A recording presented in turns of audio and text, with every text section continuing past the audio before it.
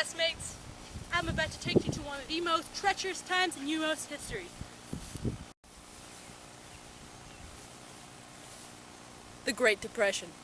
While technically the Great Depression started in the 1920s, the horrible country-twisting event happened in 1929. The crash of the stock market. The banks had loaned out so much that they could not give people their actual money. People relied too much on credit and bought on the margin, effectively murdering the economy. Cheers. Let's rewind a bit. How did this all happen? Let's ask the 32nd President of the United States of America. I'm Herbert Hoover. When I was running, I told everybody that the economy was sturdy and that it would last. I was definitely lying. The economy was trash. It was going down a hole. Really, really, really fast. I ignored farmers and their communal depression way before the rest of the United States had their depression. But you know, whatever. I was the president.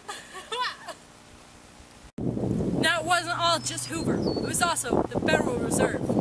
The Federal Reserve was so concerned about the stock market that before the crash, they actually took out money to help with circulation. It did not help. When the economy blew, nobody had jobs. Employers were forced to shut down jobs. Nobody could afford to live off what meager savings they had, if they even had savings. No one had jobs. Hey, my name is Henry Ford. In 1931, I closed most of my Detroit factories. 75,000 people lost their jobs. Later on in my life, I did not believe in accountants. I also became, way too anti-Semitic. This isn't a Ford. Minorities had even more of an issue. While the national average of unemployment was 25%, minorities had 50% of unemployment. How unfair is that? Hey, I'm Hoover. It's me again. So I drafted up this thing. I think you'll like it. It's called the Hawley-Smoot Tariff. You're welcome. The Hawley-Smoot Tariff was one of the worst decisions in the Great Depression. It was awful. It taxed foreign imports until they were useless. They were so useless, in fact, that it just shredded the economy. No one could buy them, so everyone stopped importing them. There was no money. Their whole system of money that used to come into the country is now gone.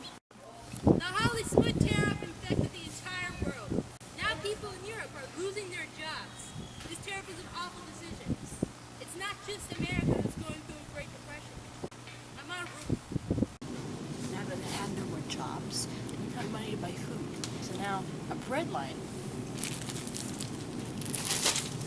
was a fact of everyday life. People pawned all they had. They now lived in Hoovervilles, neighborhoods of rundown shacks and inhabited by the homeless. It was all obvious that they blamed the Great Depression on good old Hoover. It was even worse for the farmers who felt the effects of the Great Depression tenfold. The Dust Bowl was happening around the 1930s. There was a drought. It was going on too long. These grounds were over-farmed. They had pulled up all the foliage that was keeping the ground there. So the Dust Bowl happened. These giant dust storms just came around and ruined everybody's farm. It was infertile, everything was covered in dust, your house was gone. You had to give up your farm, most likely. So you tried to move, you tried to get out, you went everywhere. People called you Okies and they treated you like trash. They lost hope. They lost everything.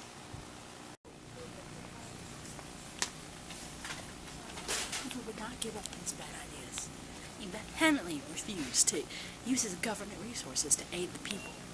You see, he is one of those people that takes everything for granted, kind of. He thought everything would fit itself, everything would work. He took states, and he thought they'd figured out themselves. He thought charities would just help the poor people. I mean, it's not like it was his problem. Anyway, he used trickle-down economics to try and fix it later on in life, but it didn't really work. The Bonus Army emerges. The Bonus Army was made up of thousands of World War I veterans who grouped together in 1932. They were promised a lump sum cash by the Adjusted Compensation Act of 1924. You see, they wanted this early. Then I, Douglas MacArthur, I saw that they were there, and I made an order to clear them out daily. My orders injured hundreds. And all these innocent men that fought in the war for us were injured because of me. But I didn't get blamed. It was all on Hoover. Hoover was never elected again! In all seriousness, the Great Depression is not a laughing matter. You see, they were very, very hard times. It was serious, sad. But despite all that, the American people preserved.